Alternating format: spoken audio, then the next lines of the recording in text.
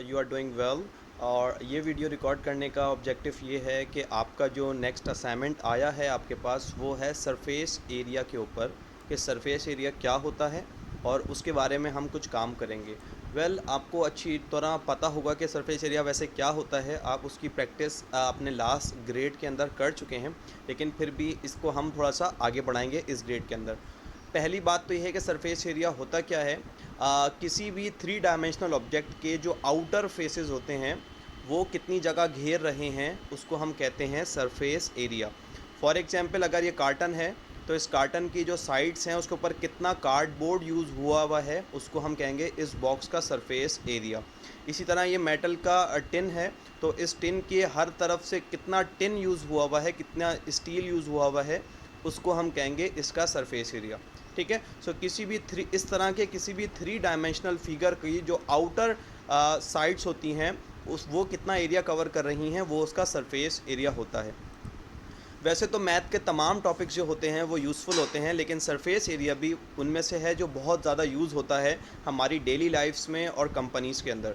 तो हम आगे देखेंगे कि किस तरह इसको यूज़ किया जाता है, और यहाँ पे आपको इस असाइनमेंट में कुछ एग्जांपल्स भी नज़र आ रही हैं कि किस तरह से हम सरफेस एरिया को यूज़ करके अपनी प्रॉब्लम्स को सॉल्व कर सकते हैं। ठीक है। सो आप इसको देख लीजिएगा और आपको और भी वीडियोस दी होंगी जिसमें आप फर्दर इसको देख सकते होंगे। इस वीडियो का ऑब्जेक्टिव ये है कि आपको असाइनमेंट की इंस्ट्रक्शंस के हवाले से थोड़ा सा गाइड किया जाए। फॉर एग्जांपल अब स्टार्ट में ये देखें, आपके पास इनको surface area of rectangular prism आपको फाइंड करके दिखाया गया है क्योंकि आपको असाइनमेंट में यही काम करना है। आपके पास यहाँ पे एक रेक्टेंगुलर प्रिज्म है, ये एक थ्री डायमेंशनल फिगर है क्योंकि इसकी थ्री डायमेंशंस हैं, लाइक इसकी हाइट है, इसकी विड्थ है और इसकी लेंथ है। ठीक है, तीन चीज़ें इसकी गिवन है। फॉर एग्जांपल हमने ये कंसीडर किया है कि एक ऐसा रेक्टेंगुलर प्रिज्म है जिसकी हाइट जो है वो आपके पास जिसकी लेंथ जो है वो आपके पास 5 है, इसकी हाइट जो है वो 3 है और इसकी जो विड्थ है या जिसको आप ब्रेथ भी कहते हैं वो 2 सेंटीमीटर के बराबर है। ठीक है। उसके बाद हमें क्या करना होता है कि हमें इसका सरफेस एरिया फाइंड करने के लिए हम इसको काट के, बॉक्स होता है क्योंकि ये, तो इसको काट के हम ओपन करते हैं ताकि हमारे सामने इस तरीके से इसका नेट खुल जाए। ठीक है। सो इस बॉक्स पे डायरेक्टली आने से पहले आपको नेट के बारे में बताया गया है कि नेट क्या होता है। बेसिकली किसी भी थ्री डायमेंशनल फिगर का या किसी भी बॉक्स कह लीजिए आप इस असाइनमेंट से पर्टेनिंग रखने के लिए, कि उसको अगर काट के ओपन किया जाए तो वो कुछ इस तरीके से आपके सामने खुलेगा। तो ये जो खोला जाता है इसको कहा जाता है कि इसका नेट, क्योंकि इसको वापस फोल्ड करके इस फिगर को बनाया जा सकता है, या यूँ कह लीजिए इस फिगर की जितने भी आउटर साइड्स हैं वो तमाम की तमाम हमारे सामने यहाँ खुल के नज़र आ गई हैं। हम इसका एरिया इजीली फाइंड कर सकते हैं अब। ठीक है। सो हम यही काम करते हैं। हमारे पास जो ये रेक्टेंगल है जिसकी हाइट है आपके पास 3, लेंथ है 5 और ब्रेथ है 2, उसका हमने नेट ओपन किया है। जब हम उसको काट के ओपन करेंगे तो आप देख सकते हैं कुछ वो इस तरीके से खुलेगा। जो भी हमारे पास थ्री डायमेंशनल या रेक्टेंगुलर प्रिज्म होता है तो जाहिर है आप देख सकते हैं उसके अंदर कि आपके पास मैं स्क्रीन को थोड़ा सा और माइनस करता हूँ, चलिए ये आप देख सकते हैं कि आपके यहाँ पे एक टॉप होगा लाइक दिस और इसी तरह का इसके नीचे बॉटम होगा। तो उसका ये एक आपके पास पीस है और ये नीचे वाला पीस है। इसी तरह ये आपके पास ये राइट की साइड है और इसी तरह ऐसी ही बिल्कुल इसके इस तरफ भी होगी जो कि लेफ़्ट की साइड होगी। इसी तरह ये आपका फ्रंट है इस बॉक्स का और इसी तरह इसके बैक साइड पे भी होगा, तो वो ये इसका बैक है। तो जब हमने इस बॉक्स के ये जो रेक्टेंगुलर प्रिज्म है इसका काट के ओपन किया है तो इस तरीके से हमारे सामने चार्ट की शीट आई है, जिसके लिए हम देख सकते हैं कि इसके अंदर हमारे पास क्या है। हमारे पास इसकी 6 साइड्स हैं और हम देख सके हैं तमाम साइड्स के ऊपर हमें रेक्टेंगल्स नज़र आ रहे हैं। ये एक अलग रेक्टेंगल है, ये भी एक रेक्टेंगल है, ये भी एक रेक्टेंगल है। इस तरह हमारे पास इसकी 6 साइड्स के ऊपर 6 अलग अलग रेक्टेंगल्स नज़र आ रहे हैं। क्योंकि हमने स्टार्ट में बताया कि सरफेस एरिया कहते हैं कि जितनी भी आउटर साइड्स हैं उनके जो एरियाज़ हैं उनको कहते हैं। तो यहाँ पे हमारे पास 6 साइड्स हैं और 6 के 6 रेक्टेंगल्स हैं और तमाम के, तो हम रेक्टेंगल के एरिया का फाइंड फार्मूला यूज़ करेंगे विच इज़ वेरी सिंपल, आपको अच्छी तरह आता है कि लेंथ टाइम्स विड्थ या लेंथ टाइम ब्रेथ, कि उसको मल्टीप्लाई करके हम निकालते हैं। तो हम वही काम करने जा रहे हैं। जैसे हमारे पास ये लेफ़्ट रेक्टेंगल था जिसकी हाइट हमारे सामने 3 थी और इसकी विड्थ हमारे पास 2 थी। फॉर्मूला हमारे पास क्या होता है, हम इन दोनों को मल्टीप्लाई करते हैं। सो 2 × 3 = 6 सेंटीमीटर स्क्वायर्ड। हमें पता है कि ये छोटे छोटे बॉक्सेस की फॉर्म में हम एरिया को मेजर करते हैं और ये स्क्वायर्स होते हैं, इसलिए एरिया हमेशा स्क्वायर्ड यूनिट्स के अंदर लिखा जाता है। साइड्स सेंटीमीटर के अंदर हैं तो इसका एरिया आएगा सेंटीमीटर स्क्वायर्ड। ठीक है, सो हमने लेफ़्ट साइड का जो हमारे पास रेक्टेंगल था उसका एरिया हमने फाइंड किया, और हमें पता है कि लेफ़्ट और राइट जो है वो सेम रेक्टेंगल से आप देख सकते हैं। तो अगर लेफ़्ट का एरिया 6 है तो राइट का एरिया भी 6 सेंटीमीटर स्क्वायर्ड ही होगा। ठीक है, इसी तरह हमने फ्रंट का एरिया फाइंड किया और कहा कि बैक का एरिया भी उसके सेम है 15 सेंटीमीटर स्क्वायर, और फिर उसके बाद हमने टॉप और बॉटम के एरियाज़ फाइंड किए जो कि 10 सेंटीमीटर स्क्वायर्स के बराबर आए। ठीक है, सो हमने क्या किया, बेसिकली जो हमारे पास बॉक्स था हमने उसको काट के ओपन किया। हमारे सामने जो नेट आया उसके अंदर 6 डिफरेंट रेक्टेंगल्स थे। हमने उन 6 रेक्टेंगल्स के एरियाज़ को फाइंड किया, और अब हम क्या करने जा रहे हैं, हमने सिंपली सरफेस एरिया फाइंड करने के लिए इस रेक्टेंगुलर प्रिज्म का जितने के हमारे पास 6 एरियाज़ आए थे उन तमाम को हमने ऐड करना है। ये देखें 6 और 6 ये लेफ़्ट और राइट, फिर 15 और 15 फ्रंट एंड बैक, और 10 और 10 टॉप एंड बॉटम। आप इन सब को प्लस करेंगे तो आपके पास आंसर आएगा 62 सेंटीमीटर स्क्वायर्ड, जो कि इस बॉक्स का, जिसको हमने लेके चले थे, इस बॉक्स का सरफेस एरिया है। ठीक है, तो सरफेस एरिया बेसिकली एरिया को ही कहा जाता है, लेकिन क्योंकि 3 डायमेंशनल फेस के फेसेस ज़्यादा होते हैं तो हम तमाम फेसेस के एरियाज़ को निकाल के उसको ऐड करते हैं तो हमारे सामने सरफेस एरिया आ जाता है।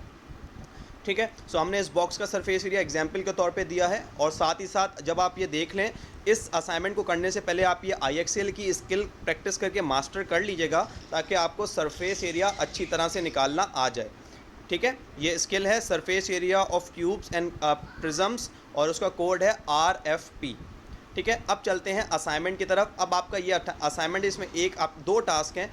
पहले टास्क में आपको क्या करना है, आपको कंपनीज़ के जो टेट्रा पैक्स होते हैं, जैसे मिल्क का होता है, जूस का होता है, और फ्लेवर्ड मिल्क का भी होते हैं, तो उसको आपको उसके बॉक्स की सजेशन देनी है कि कौन सा बॉक्स अच्छा बना हुआ है। तो उसके लिए आपको क्या करना है, आपको 3 टेट्रा पैक्स लेने हैं, किसी भी कंपनी के आप ले सकते हैं, लेकिन 250 ml के ही लीजिएगा तीनों।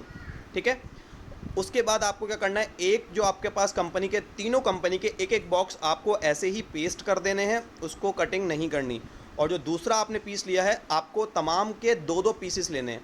एक पीस आपको एक पैक ऐसे ही पेस्ट कर देना है एज एन ओरिजिनल बॉक्स, ताकि पता चले कि ओरिजिनली ये बॉक्स ऐसा था, और दूसरे वाले को आपको कट करके उसका नेट ओपन करना है, उसका नेट निकालना है, जैसे कि ये बॉक्स का निकाल के दिखाया गया है। ठीक है, सो आपने नेट निकालना है ओपन करके, और इस तरह से नेट काट के निकालना है कि आपके पास वो पूरा एक ही पीस बने। जैसे कि हमारे सामने ये बॉक्स था, तो हमने इसको जब काटा तो आपके सामने नज़र आ रहा है कि ये पूरा एक ही पीस है, अलग अलग हर साइड को अलग अलग नहीं किया, बल्कि एक ही पीस में निकाला है जो इसका नेट बना है। इसी तरह आपने जो तीनों बॉक्सेस लिए हैं, एक तो आपने उसका ओरिजिनल पेस्ट कर दिया, और जो दूसरा था उसको काट के उसका नेट निकाला इस तरीके से। ठीक है, अब जब आपने नेट निकाल लिया है तो उसकी अब तमाम जो नेट्स हैं उसका आप एरिया फाइंड करेंगे, जिस तरह से हमने किया, इस तरीके से कि उसकी जो राइट लेफ़्ट को फाइंड करें, फ्रंट बैक को फाइंड करें, टॉप बॉटम को फाइंड करें, और उसके बाद ऐड करके उस नेट का एरिया फाइंड करें। क्योंकि नेट जो होता है वो खुलने के बाद वो 2 डायमेंशनल हो जाता है, तो उसको एरिया कहा जाता है, लेकिन वही जब बॉक्स बन जाएगा तो वो उस बॉक्स का सरफेस एरिया बन जाएगा। ठीक है, सो आपको नेट का एरिया निकालना है। अब आपको ये फाइंड करना है कि जाहिर है कि जिसका एरिया बड़ा आएगा उसने ज़्यादा कार्डबोर्ड यूज़ किया है या ज़्यादा जो भी मटेरियल है वो यूज़ किया है, और जिसका एरिया कम आएगा उसने कम यूज़ किया है। तो अब अगर हम ये कंसिडर करें कि जो शीट यूज़ की जाती है इस पैकेट को या इस बॉक्स को बनाने के लिए, वो 5 रुपीज़ पर सेंटीमीटर स्क्वायर मिलती है। मतलब अगर 1 सेंटीमीटर स्क्वायर चाहिए तो 5 रुपीज़, 2 सेंटीमीटर स्क्वायर चाहिए तो 10 रुपीज़, 3 सेंटीमीटर स्क्वायर चाहिए तो 15 रुपीज़, और इसी तरह से कॉस्ट बढ़ती जाती है। ठीक है, सो अब आपने तीनों बॉक्सेस के नेट के एरियाज़ फाइंड कर लिए हैं। अब आप उसको 5 से कंपेयर करके निकाल सकते हैं कि कौन सी कंपनी का बॉक्स जो है वो ज़्यादा महंगा पड़ रहा है या कौन सी कंपनी का ज़्यादा सस्ता पड़ रहा है। तो एरियाज़ निकालने के बाद आप यहाँ पे ये मेंशन करेंगे कि आपने जो 3 कंपनीज़ के पैक लिए हैं उसमें कौन सा है जो मोस्ट कॉस्ट एफिशिएंट है। कॉस्ट एफिशिएंट का मतलब जिसमें सबसे कम पैसा लग रहा है जिस पैक को बनाने के लिए। ठीक है, और लास्ट में आपको एक स्टेटमेंट लिखना है कि आपने ज़ाहिर है कॉस्ट के हिसाब से तो बता दिया कि कौन सा बॉक्स एफिशिएंट है, लेकिन क्या आप ये बता सकते हैं सेंस ऑफ एफिशिएंसी कुछ और भी हो सकती है। लाइक फॉर एग्जांपल आप कहें कि ये ऑलपर का जो बॉक्स है इसमें कॉस्ट तो कम आ रही है, लेकिन ये जगह ज़्यादा घेरता है शेल्फ़ के ऊपर, या फ्रिज के अंदर ये जगह ज़्यादा घेरता है। लेकिन ये जो फ्रूटा वाइटल का है, इसके अंदर कॉस्ट थोड़ी ज़्यादा आ रही है, लेकिन ये फ्रिज के अंदर जगह कम घेरता है। या आप ये भी कह सकते हैं फ्रूटा वाइटल का जो है इसका बैलेंस अच्छा नहीं है, क्योंकि इसकी बेस बहुत छोटी है। लेकिन ये जो ऑलपर है ये गिरता नहीं है, अच्छी तरह खड़ा होता है शेल्फ़ के ऊपर भी और फ्रिज में भी। तो बहरहाल अगर आप कॉस्ट के अलावा किसी और चीज़ की एफिशिएंसी देखते हैं इन आपने जो तीनों कंपनीज़ ली हैं उसके अंदर, तो आप उधर ज़रूर बताएं कि आपके हिसाब से कौन सा बॉक्स है जो ज़्यादा एफिशिएंटली बना हुआ है, ठीक है, और उसका रीज़न भी बता देगा। उसके बाद आपके पास ये लास्ट टास्क है जिसके अंदर आपको जनरलाइज़ करना है फॉर्मूला। आपने लास्ट असाइनमेंट में जनरलाइजेशन और एक्सप्रेशन यूजिंग को अच्छी तरह पढ़ा है कि हम किस तरह बनाते हैं, हम वही काम यही यहाँ कर रहे हैं। फॉर एग्जांपल हमने यहाँ पे एक रेक्टेंगुलर प्रिज्म लिया है और हमने हाइट्स देने के बजाय वहाँ पे वेरिएबल्स ले लिए हैं ताकि हम इसको जनरलाइज कर सकें। हाइट को हमने कह दिया h, लेंथ को कहा l और ब्रेथ को कहा b, और उसका नेट इस तरह से ओपन किया है हमने। सो अब आपको करना यह है कि आप इस नेट को देखें और जनरलाइज करें फार्मूला फॉर सरफेस एरिया, ठीक है। जिस तरह से हमने यहाँ पे सरफेस एरिया निकाला था तो हमारे पास फिगर्स थी, तो हमने वो फिगर्स पुट की थी। आपको वही काम करना है। अब फिगर्स नहीं है, आपके पास वेरिएबल्स हैं, तो आपको किस तरीके से वेरिएबल्स को पुट करना है और क्या फार्मूला बनेगा, और फिर उसको सिंप्लीफाई करके क्या आप फार्मूला बना सकते हैं सरफेस एरिया को फाइंड करने के लिए, जिसको हमें फिर नेट वेट ओपन ना करना पड़े। हम रेक्टेंगुलर प्रिज्म देखें, उसकी लेंथ, विड्थ और हाइट मेजर करें और फिर उसका सरफेस एरिया आसानी से फाइंड कर लें, ठीक है। सो इससे आपको फार्मूला बनाना है रेक्टेंगुलर प्रिज्म का एरिया फाइंड करने का, और उसके बाद उस फॉर्मूले को यूज़ करना है और इन दो रेक्टेंगुलर प्रिज्म्स का एरिया फाइंड करके दिखाना है कि आपका जो फार्मूला है वो बिल्कुल ठीक काम कर रहा है। सो ये पूरा असाइनमेंट है आपका। आई होप कि आपको ये इजी लगेगा और आपको अच्छी तरह ये कॉन्सेप्ट भी क्लियर होगा और आपको काम करने में मज़ा भी आएगा। और प्लीज़ आई रिक्वेस्ट यू कि असाइनमेंट को ड्यू डेट से पहले सबमिट कर दें, चाहे वो इनकम्प्लीट हो या उसमें एरर्स हो, जो भी आपने किया है हम आपकी एफ़र्ट्स को देखते हैं, तो आप प्लीज़ उसको सबमिट कर दें ताकि हम आपकी एफ़र्ट्स को ग्रेड कर सकें और आपकी मिस्टेक्स के ऊपर आपको गाइड कर सकें। Thank you so much.